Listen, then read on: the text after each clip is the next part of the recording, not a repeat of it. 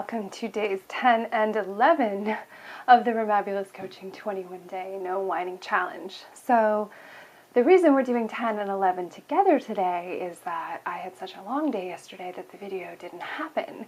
And part of the reason I think that it didn't happen was I had a wonderful mastermind dinner with a group of women business owners that I've been meeting with for about a year. And I had originally wanted to include them in the video series and ask them about what the no whining process meant to them. However, we had such an engaging and amazing conversation that it slipped my mind.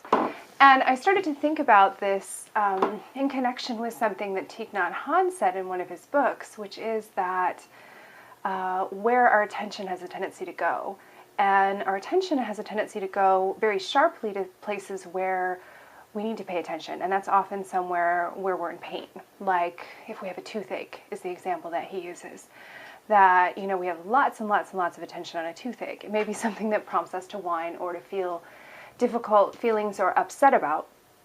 But when it goes away and we don't have a toothache anymore, we don't tend to spend a lot of attention on the not toothache, which is what he calls it.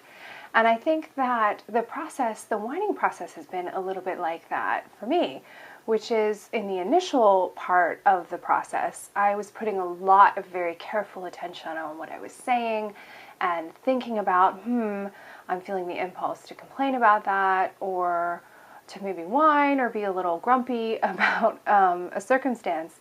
In the first, 4 or 5 days of the process, I was really careful. And as it's moved along, and I'm wondering if all of you have had the same experience, it actually becomes very comfortable and pleasant to not complain about things. And I've had a number of temptations and circumstances come up where things are difficult. A friend got kind of an interesting email from another friend, which, could have been difficult, but it really just didn't bother me. I said, okay, that's fine. And I think that part of it is that stepping away from whining as the knee-jerk response causes kind of a calmer mindset to take over. And what happened was I was so comfortable in my not whining state that I didn't think about it, and then we didn't have a video yesterday. So I'm wondering if you're having this kind of experience, that as you start to integrate the habit, things don't feel like a habit that you have to pay a lot of attention to anymore. Say, a good example would be, picking up after yourself. If you want to be neater, a lot of us have that kind of impulse early parts of the year or in the spring for spring cleaning. I want to pick my things up and put them away and be really careful about it. But as you integrate that habit and you're naturally doing it, it just becomes part of your routine, much like the time management structures we put in place here. It doesn't feel like a conscious thing I have to force myself to do in terms of how I sort my email, how I sort my paperwork, how we sort our inboxes. It's just part of the way things are done now. So hopefully you're having some of this fun experience on days 10/11.